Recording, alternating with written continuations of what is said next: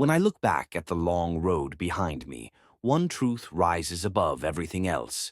Your entire life rests on the habits you build and the care you give yourself. Not your job, not your house, not the opinions of people who barely know your name, just you, your mind, your body, your daily choices. And if I could walk into the room right now and sit across from my 50-year-old self, I wouldn't start with money or success or regrets. I'd start with this. Take care of yourself like your future depends on it, because it does. When I turned 50, I thought I was unstoppable. I believed I could outrun exhaustion, skip sleep, and push through stress like a machine. I believed caring for myself was optional. I believed rest was for people who didn't try hard enough. And like many people my age, I thought getting older meant losing energy, slowing down, and becoming less capable. But that was a lie. I didn't slow down because of age. I slowed down because I wasn't paying attention. It took me years to understand that most people don't age as fast as they wear themselves out. I didn't understand that the small things, those boring habits, those invisible choices, shape the entire second half of life. At 50, I felt like I could handle anything. At 52, I learned I was wrong.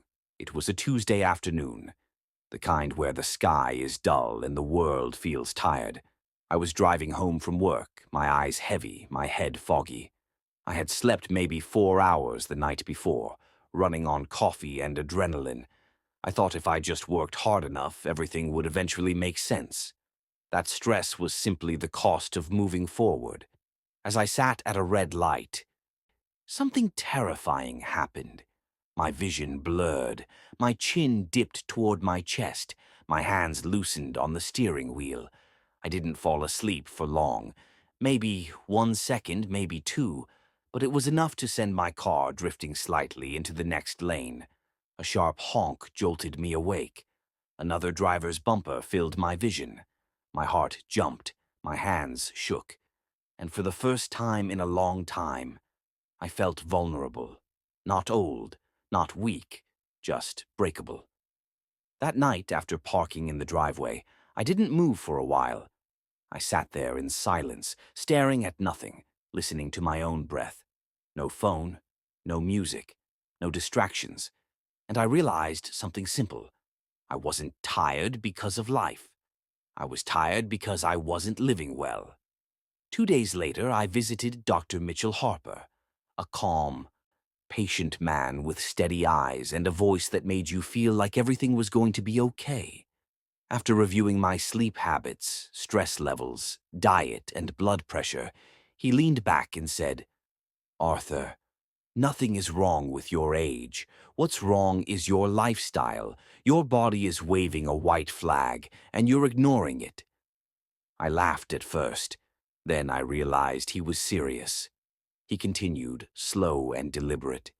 "Your life is a house, and you're skipping maintenance. Any house will crumble if you don't take care of it." That hit harder than any lab result. He explained, "Sleep isn't optional.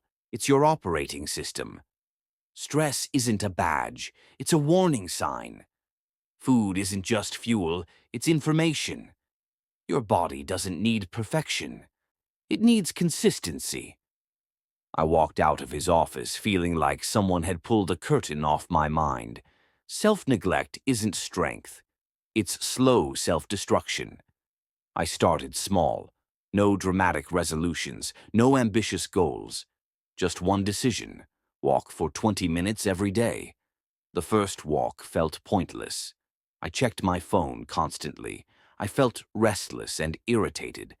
But something changed by the end of the first week. I breathed easier.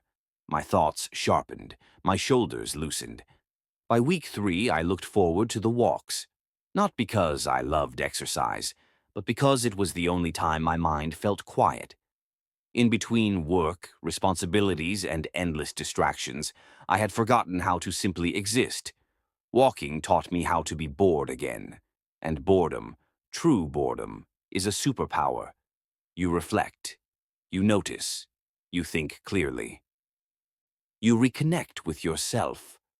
One morning, as I walked through my neighborhood, I caught myself smiling at nothing. Just breathing, just moving, just being alive. And that was enough. Next came sleep. For years, I treated sleep like something I was forced to do, an inconvenience, not a gift. But once I made it a priority, everything changed. I turned my phone off an hour before bed. I set a consistent sleep schedule. I stopped eating late at night. I let my bedroom become a peaceful space. Slowly, my mind softened, my memory improved, my patience grew. Life didn't feel quite so heavy. Good sleep didn't fix every problem, but it gave me the strength to face them. 6 months after that frightening moment in the car, I woke up feeling something I hadn't felt in years. Light, clear, awake, no fireworks, no sudden transformation. Just a quiet awareness that I was finally inhabiting my own body again. My mind was clearer. My body moved easier. My mood was steadier. Standing in the kitchen, watching the sunrise, I whispered to myself, "So this is what 52 is supposed to feel like." Aging doesn't steal your strength. Ignoring your health does. Age doesn't weaken you. Neglect weakens you. Life doesn't slow down because of years. It slows down because you stop doing the small habits that keep everything running. Most people don't age. They collapse under years of accumulated neglect. The secret isn't reversing your age. The secret is stopping the damage. If I had to sum up everything I learned into 3 rules, they'd be these. Move every day. Guard your energy like currency. Respect your sleep. You don't need miracles. You need habits.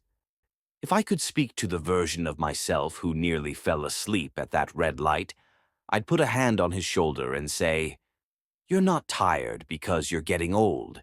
You're tired because you abandoned yourself." I'd remind him that self-care isn't selfish. It's not weakness. It's not optional. Self-care is preparation. Self-care is survival. Self-care is what allows you to show up for the people you love, because they don't need a perfect you. They just need a healthy you. Your body is your first home. Your mind is your lifelong companion, and your habits are the architects of your future. Choose them with care. Nurture them with patience. Build a life worth waking up to. You deserve that. You always have. If there's one thing I wish I had understood earlier, it's this. Your life rises or falls based on the people you surround yourself with. Not your job, not your achievements, not even your dreams. People. The right people lift you, sharpen you, and steady you. The wrong people drain you, confuse you, and slowly pull you away from the person you're meant to become. And the strangest part is that most people don't even realize the impact until it's almost too late.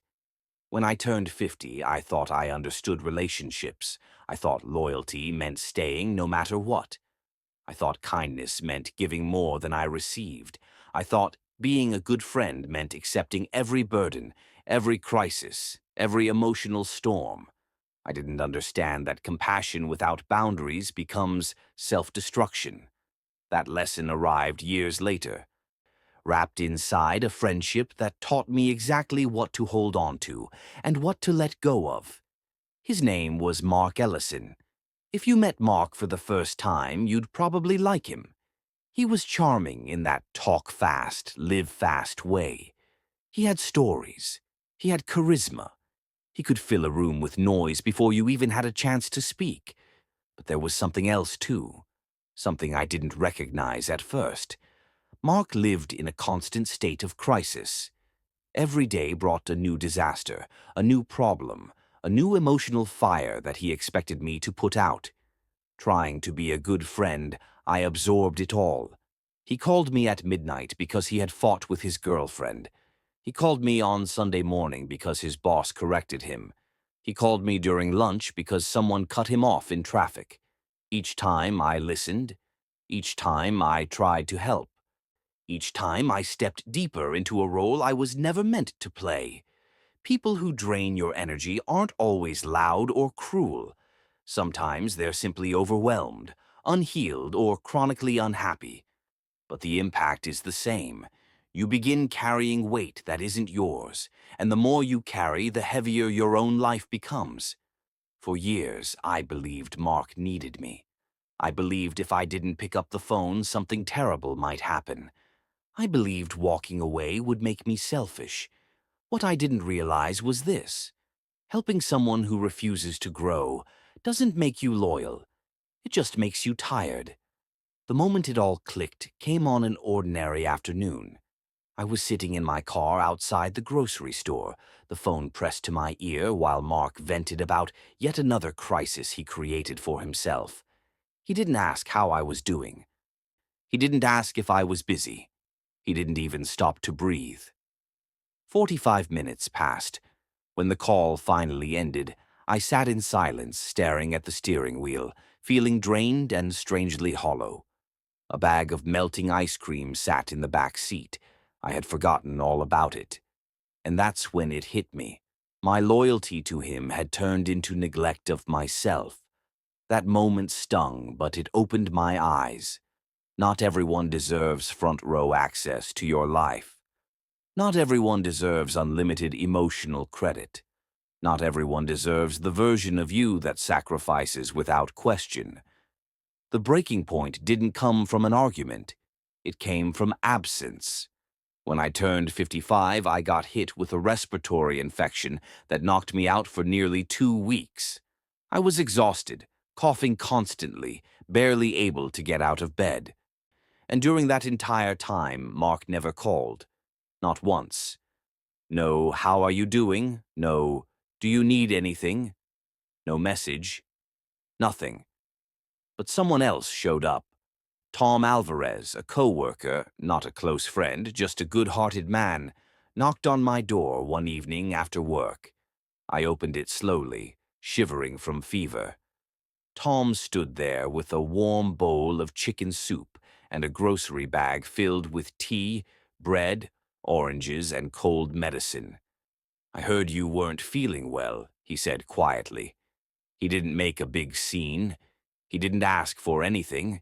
He didn't talk about himself. He just cared.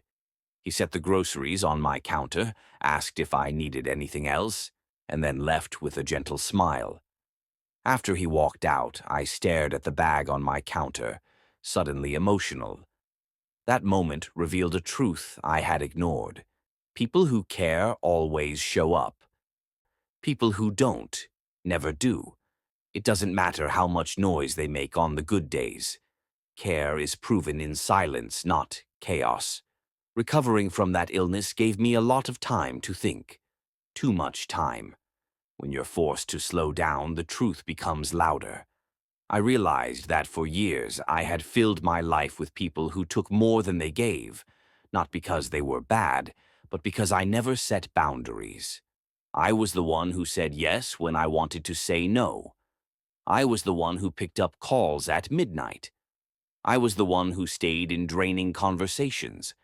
I was the one who taught people it was okay to lean on me endlessly. It wasn't their fault. It was mine.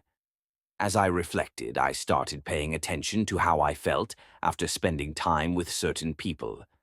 With Mark, I always felt heavy, guilty, and exhausted. With people like Tom, I felt peaceful, grounded, human again. The true question shifted from who likes me to who brings out the best version of me. That one shift changed everything. A month later, I met Mark for coffee. He jumped straight into complaining about his boss, his girlfriend, his bills, his usual cycle. But this time, I didn't get pulled into the emotional undertow. I listened without absorbing. And when he finally paused, I said something I had rehearsed quietly for days.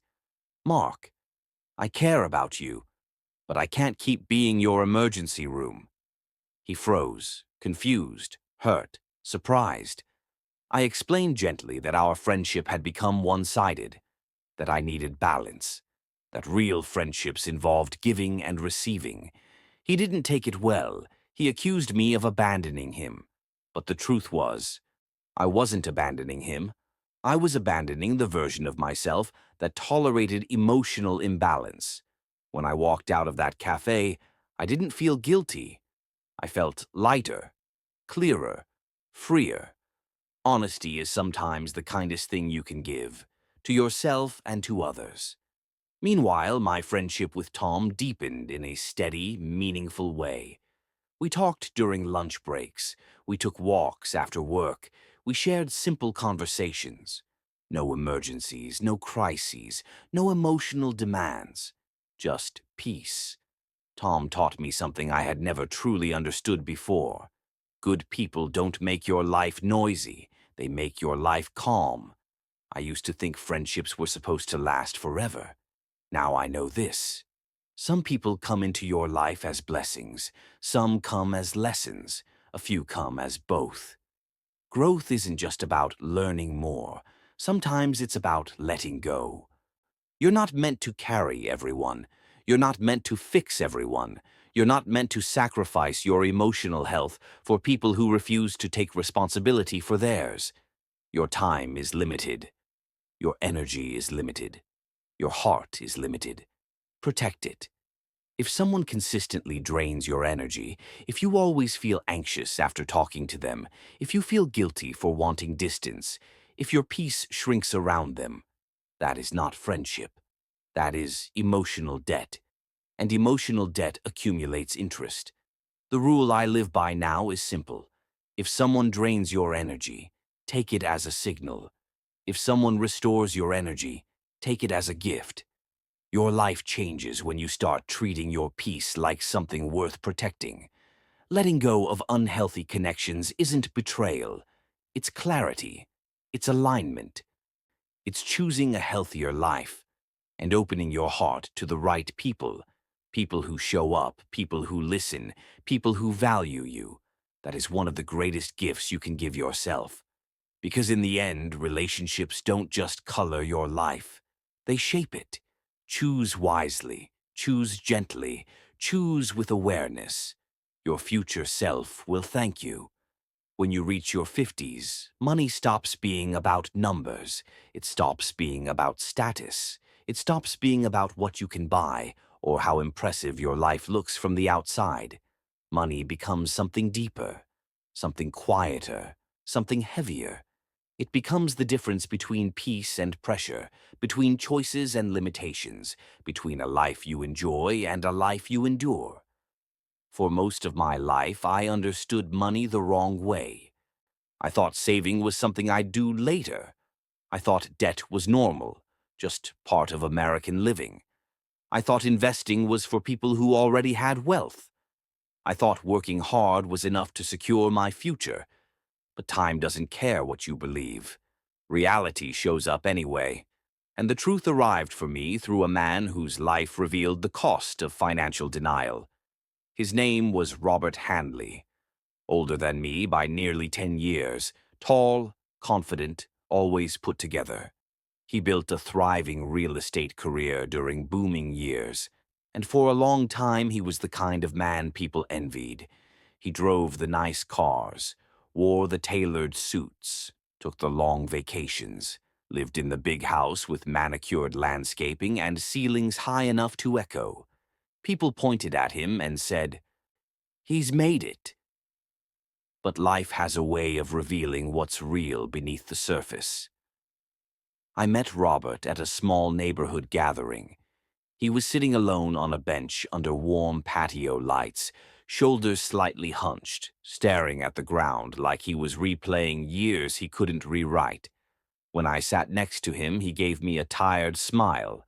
"Arthur," he said softly, "success isn't what people think it is. Sometimes it's just expensive pressure dressed up as achievement." His voice was steady, but what he shared next stayed with me for the rest of my life. Robert told me he had made a lot of money over the years, and just as quickly, he spent nearly all of it. He believed the good years would last forever. He believed his health would always cooperate. He believed real estate would only go up. He believed his energy was limitless. But reality always catches up. In his late 60s, everything began to unravel. His health failed first, an aggressive form of diabetes, then heart complications. Medical bills piled up faster than he could keep track. The market dipped, properties lost value, interest rates rose, expenses outweighed income. Suddenly, the man who once looked unstoppable was sinking. "You work your whole life to make money," he told me. "Then you spend half your money trying to fix the damage your younger self ignored."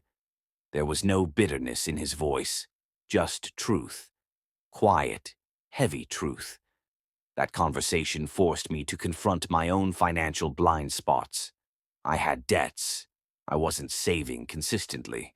I only saved whatever was left over, which was usually nothing. I spent impulsively. I avoided budgeting.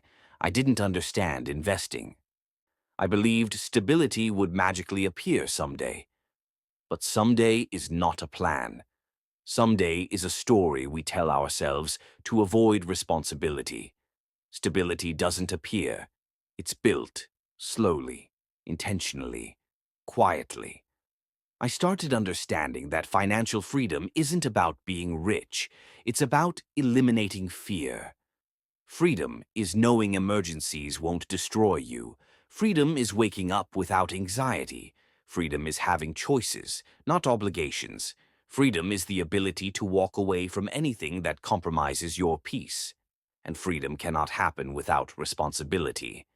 Not long after speaking with Robert, I sat at my kitchen table surrounded by bills, bank statements, and overdue notices. Shame washed over me. Denial tightened my chest, but I finally made a decision. No more pretending, no more avoidance, no more financial autopilot. I committed to 3 habits: save 10% of every single dollar. No exceptions. The first months were tough, but eventually it became automatic. Pay off every credit card balance each month. Debt steals peace faster than anything. Learn how to invest, not to get rich quick, but to grow steadily. I opened retirement accounts, learned about index funds, and trusted the quiet power of compound interest. I wasn't chasing millions. I was chasing stability, and stability became wealth. People imagine financial transformation requires grand gestures, but it's the small habits that change everything. Brewing coffee at home, cooking instead of eating out, checking accounts weekly, setting up automatic transfers, delaying unnecessary purchases, treating money with respect instead of impulse. Over time, small habits created big results. Financial discipline works like compound interest. Small actions repeated long enough become life-changing. Most adults silently fear money. They fear bills. They fear emergencies. They fear the unknown. Not because they're irresponsible, but because no one taught them how to feel secure. We learn how to make money, not how to manage it. Many carry shame. Many hide their mistakes. Many pretend everything is fine. But shame fixes nothing. Clarity changes everything. 2 years after our talk, I visited Robert in the rehab center. He looked smaller, softer, more fragile. We talked about life, family, regrets. As I stood to leave, he said something that stopped me in my tracks. "Arthur, don't spend your life making money if you're only going to spend your money buying back your life." His words hit me like a slow, heavy wave. Time is priceless. Health is priceless. Peace is priceless. Money is replaceable. Years are not. After everything I experienced, I now live by a simple philosophy. Live below your stress, not above your means. Your income doesn't define you. Your discipline does. Your decisions do. Your peace does. Money touches everything: your health, your relationships, your clarity, your confidence. Financial freedom doesn't make life perfect. It makes life manageable. It gives you room to breathe. It gives you control. Control is wealth. If I could sit across from my 50-year-old self, surrounded by those bills at the kitchen table, I'd say, "You don't need perfection. You need consistency." Every dollar saved is an act of respect toward your future self.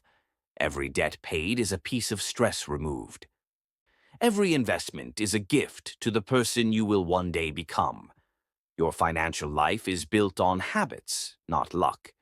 The version of you at 70 is shaped by the decisions you make at 50.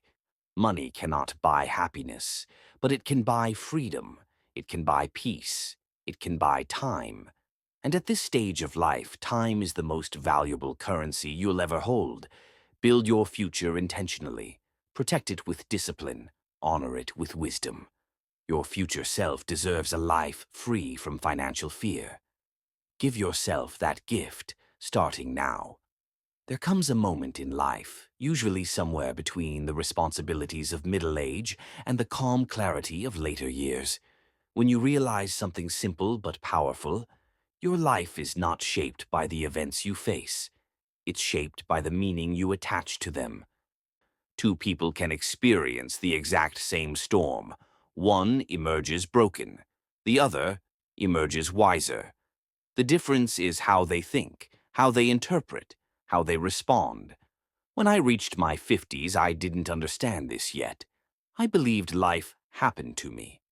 I believed circumstances controlled my happiness. I believed that fear was a warning, not a challenge. I believed the past carried more weight than the future. But time has a way of polishing your perspective. And eventually I learned, your mind is the lens, your thoughts are the paintbrush, your beliefs are the blueprint of your future. No one taught me this more clearly than the woman who lived across the street from me. Her name was Linda Carver. She was 70 when I first got to know her. A small frame, warm eyes, silver hair tied loosely, and a voice calm enough to settle a restless heart. Linda moved through life with a grace that felt unusual in a world obsessed with rushing. She didn't complain. She didn't panic. She didn't feed her mind with noise or fear. She lived as if she had made peace with every chapter of her story, even the painful ones. One crisp fall afternoon, I saw Linda tending to her garden. Leaves swirled across the sidewalk. The air smelled like wood smoke and change. She invited me to sit on her porch.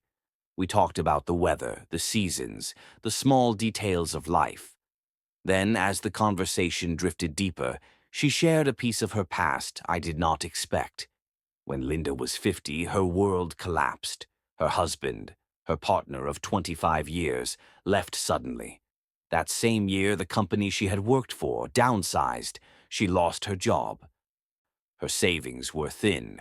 Her parents had passed. Her closest friends were absorbed in their own busy lives. She looked at me and said, "It felt like life pulled the rug out from beneath me and waited to see what I'd do next." I asked her how she stayed so calm through all of it.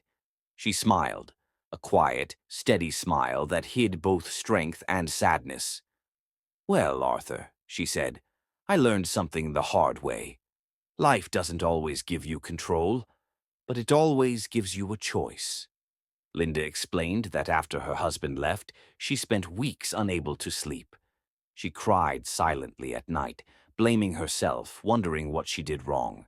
But one morning, tired, worn down, and exhausted from fear, she stood in front of her bathroom mirror and whispered, "I can't change the past, but I can change the story I tell myself about it."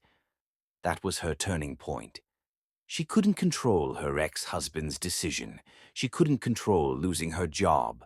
She couldn't control aging. She couldn't control the world around her. But she could control how she thought about all of it. She could control her reactions. She could control her perspective. She could control how she rebuilt. "Pain will shape you one way or another," she said. "If you don't choose how, life will choose for you." Linda didn't start big. She started small enough that her mind wouldn't fight her. She took a part-time job at a local bookstore. She enrolled in community classes, gardening, creative writing, basic accounting. She learned new skills. She rebuilt confidence slowly, patiently. People often said she was starting from scratch. She always corrected them. "No, I'm starting from experience. That's far better than starting from scratch. She learned to budget. She found joy in simple routines. She reconnected with friends slowly. She cooked healthier meals. She journaled. She took long walks until her thoughts softened. She fed her mind with books that expanded her, not fears that diminished her. She went from broken to open, from overwhelmed to intentional, from fearful to grounded. Not because her circumstances magically improved, but because her mindset did.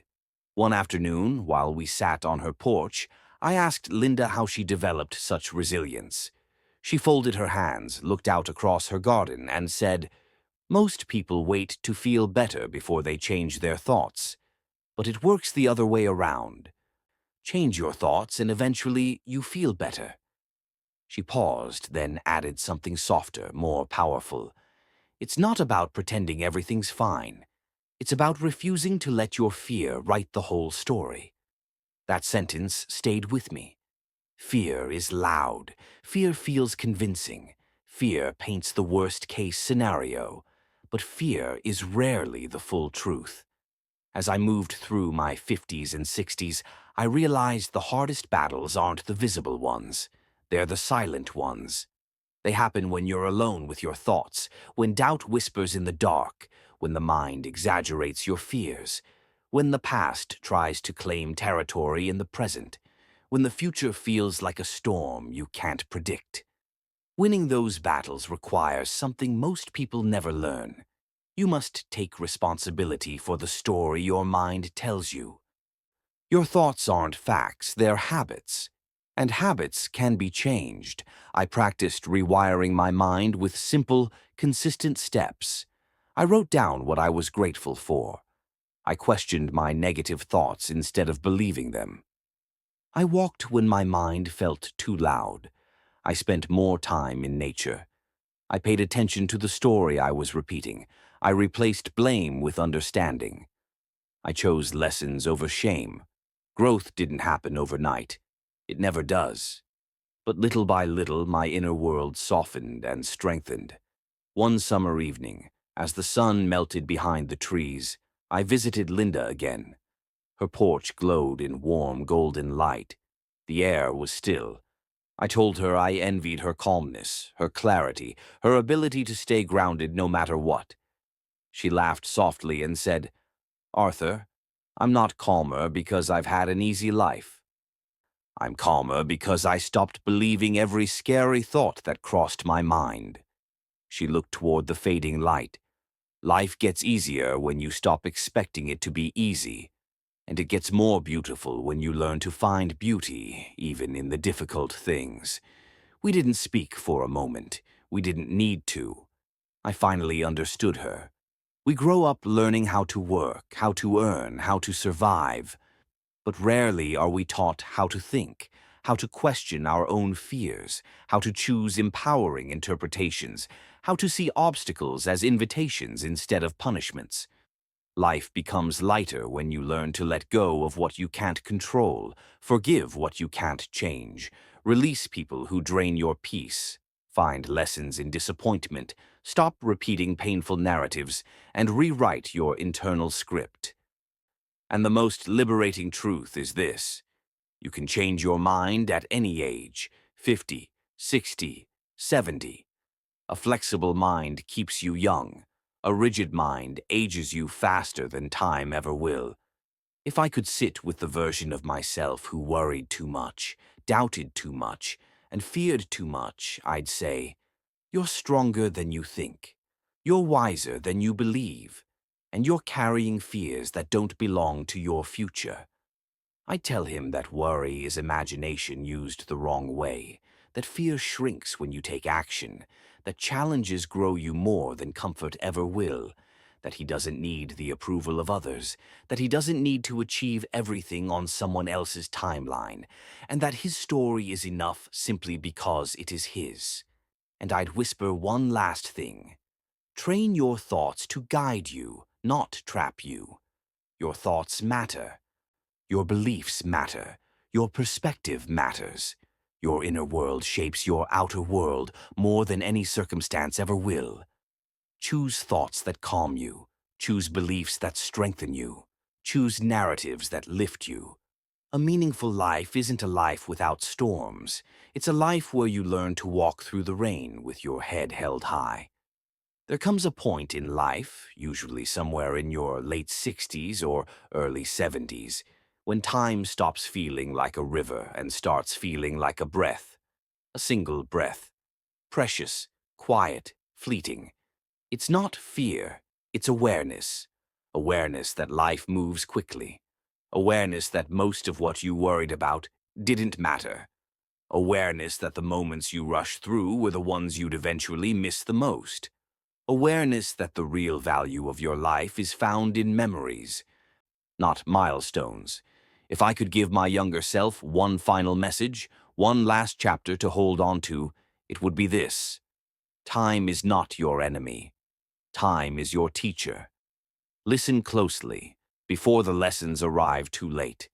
And nothing taught me that more than a visit I made one quiet winter afternoon. His name was George Whitman. We had known each other for decades. George was the kind of man who didn't speak unless he had something worth saying.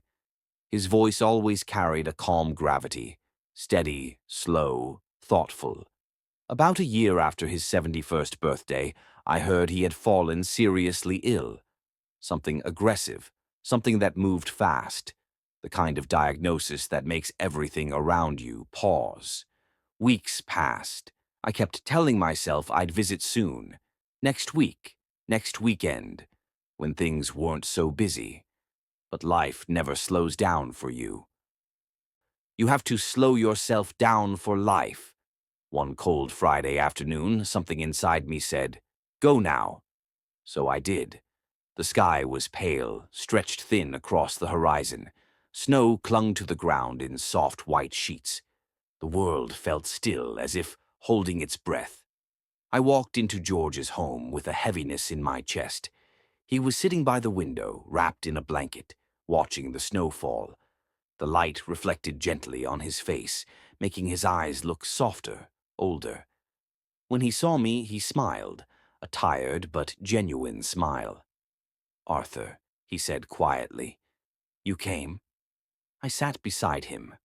The house was silent except for the faint hum of the heater. George rested his hands on his lap and said something that made the air feel even heavier. "I'm not afraid of leaving, Arthur. I'm afraid of wasting time." I asked him what he meant. He took a slow breath. "I don't regret growing old. I regret the years I lived on autopilot." He wasn't talking about trauma or tragedy. He was talking about the simple, ordinary years, the ones he didn't fully inhabit. "When you're young," he said, "you think your life is made of years. But when you're old, you realize it was always made of moments. Not achievements, not promotions, not the new house or the next goal. Moments. Small, ordinary, irreplaceable moments." He told me the memories that stayed with him weren't the grand ones. They were simple fragments of life. The smell of his mother's kitchen, his daughter laughing in the living room, quiet dinners with his wife, late-night talks about nothing at all. "I didn't know those were the golden hours," he whispered. "I didn't know the ordinary days were the ones I'd spend my life trying to remember." His words hit me like a slow ache. Most of us don't notice the good times while we're living them. We rush, we worry, we try to get to the next thing. We assume more time will come, more days, more chances. But the only time that ever belongs to us is the time we're living now. George's voice softened as he leaned back in his chair. "Arthur, you don't lose your life all at once. You lose it minute by minute, choice by choice." Then he said something I will never forget. "We postpone too much. We save too much for later. Joy, rest, forgiveness, connection. But later doesn't always come." He told me about a road trip he and his wife had planned across the country. They saved for it, daydreamed about it, kept putting it off for the perfect time. They waited too long. Before they could go, she passed away. He stared at the window, eyes glistening. "The right time is the time you have," he said quietly. "Everything else is an illusion we use to feel safe." The room grew even quieter. He shifted slightly, wincing from pain, but continued speaking with a gentle steadiness. "If I could live my life again, I wouldn't change much about the big things," he said. "I'd change the small things." He lifted his hand slowly and counted on his fingers. "I'd walk slower, breathe deeper, listen more carefully, laugh more easily, forgive sooner, say 'I love you' without hesitation, admire sunsets longer, talk to lonely strangers, appreciate ordinary days." He opened his eyes fully and looked at me. "You don't realize how beautiful life is until time becomes limited." When I left George's home that day, something inside me shifted. The cold air felt sharper, the sky seemed wider, the world felt strangely fragile. Every breath mattered, every sound mattered, every second felt like a fragile gift. As I walked to my car, listening to the crunch of snow beneath my shoes, I realized life isn't short. Life is wide, and how wide it becomes depends on how fully you show up for it. After that day, I made small intentional changes. I said no more often, not out of selfishness, but clarity. I said yes to slow mornings, yes to long walks, yes to dinners with friends, yes to sunsets and ordinary days. I paid more attention to people, to moments, to myself. I stopped chasing time. I started walking alongside it. Life didn't become perfect. It became meaningful, and you'd be amazed how different those two things feel. Time taught me something no book, no mentor, and no experience ever could. Time is not something you manage, it's something you respect. You respect it by showing up fully, by loving fully, by forgiving quickly, by noticing small joys, by refusing to waste years on people or things that drain your soul. You respect time by living the life you have, not the life you keep promising to start someday. The older I get, the more I see that a meaningful life isn't created by grand achievements. It's created by ordinary moments lived with extraordinary presence. If I could sit across from my 50-year-old self, I'd take his hand and say, "Slow down. You're racing through the years you'll one day ache to relive." Life doesn't start when everything becomes perfect. Life is happening right now, in the mess, in the noise, in the quiet, in the ordinary. Don't chase the years, cherish the days, because in the end, the days are all we ever truly have. If you're listening to this, thank you for giving me a few minutes of your time. Time you will never get back, time you chose to share with me. If this message touched you or reminded you of anything true, please leave a comment, tap like, and subscribe so you won't miss the next story or lesson. Your time is precious. Your life is a gift. And every moment, every single one, is worth living fully. Cherish it. Honor it. Live it well.